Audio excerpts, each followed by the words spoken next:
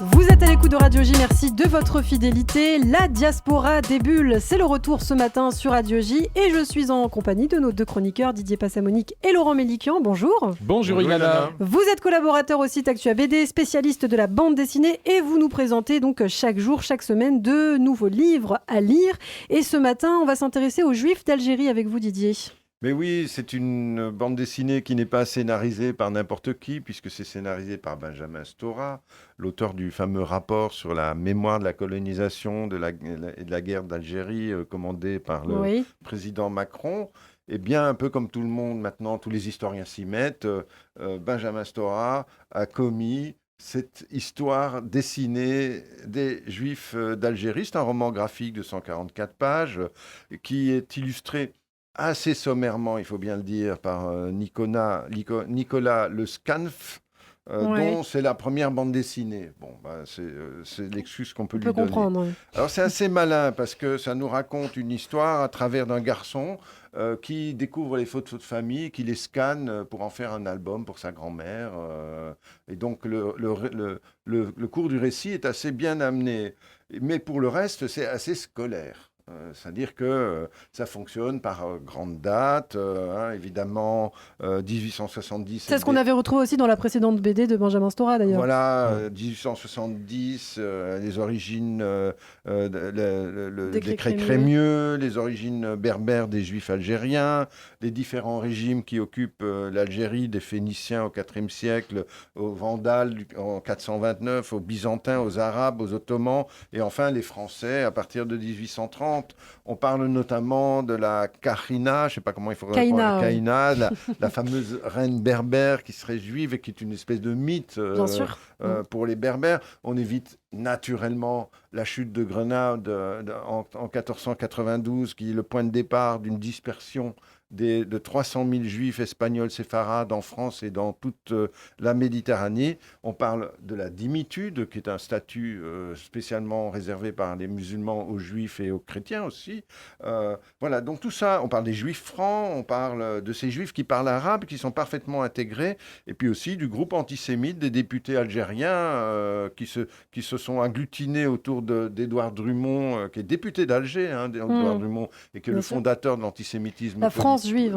La France juive, le fondateur de l'antisémitisme politique, jusqu'en 14, où on voit la participation des Juifs à la guerre, et puis l'occupation, parce que l'Algérie reste sous le régime de Vichy, et donc l'étoile jaune va être portée également en Algérie. Mais heureusement, les Juifs algériens jouent un rôle important dans la résistance et l'arrivée des Alliés en 1942 qui vont, comment dirais-je, récupérer l'Afrique du Nord. Donc c'est un livre très très bien documenté, où on apprend beaucoup de choses, et c'est publié à La Découverte. On apprend beaucoup de choses donc sur les Juifs d'Algérie, si ça vous intéresse. Alors on va parler cette fois d'une collection en 2 tomes, je crois, Laurent. Alors c'est une nouvelle série, qui débute en publiant les 2 premiers tomes simultanément.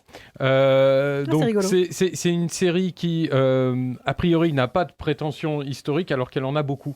C'est la démarche inverse de celle de Benjamin Stora. Il s'agit de la Brigade des Souvenirs, et cette Brigade des Souvenirs, elle est composée de 3 ados qui sont tous des historiens en herbe.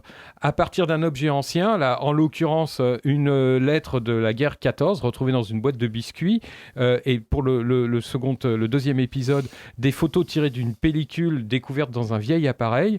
Ils vont fouiller les archives, interroger des témoins pour retrouver les propriétaires de ces objets ou leurs descendants, et tenter de réparer les blessures du passé. Super idée. Ouais, est vraiment excellente. Alors le premier tome se concentre sur une infirmière séparée de son amoureux qui a été envoyé dans les tranchées pendant la Première Guerre mondiale, et le second là qui m'a interpellé énormément tourne autour d'un sujet plus contemporain, celui des enfants de la Creuse. Ça vous dit quelque chose, les enfants de la Creuse? Oui. Alors les enfants de la Creuse, c'est là aussi un euphémisme pour désigner des enfants des petits réunionnais qui, suite à une décision de Michel Debré, qui était député de La Réunion en 1963,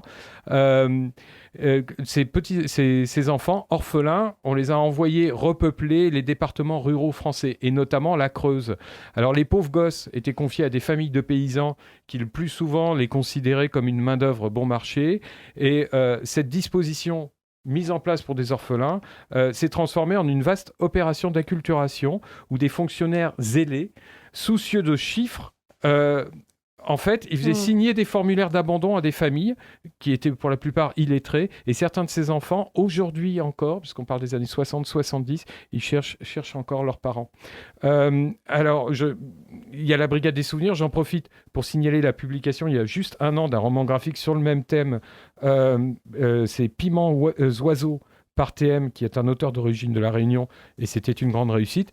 Et pour en revenir à la Brigade des souvenirs, cette bande dessinée, malgré les sujets graves, ça reste une bande dessinée extrêmement gaie et enlevée, notamment grâce au dessin de Marco. Et je pense que pour interroger les jeunes à l'exploration du passé, on ne fait pas mieux. Alors c'est La Brigade des souvenirs, tomes 1 et 2, par Mako, Carbone et Cécémia aux éditions Dupuis. Merci Laurent Mélican, merci Didier Passamonique. De nouveaux ouvrages à découvrir sur Radio J. À très bientôt. À bientôt.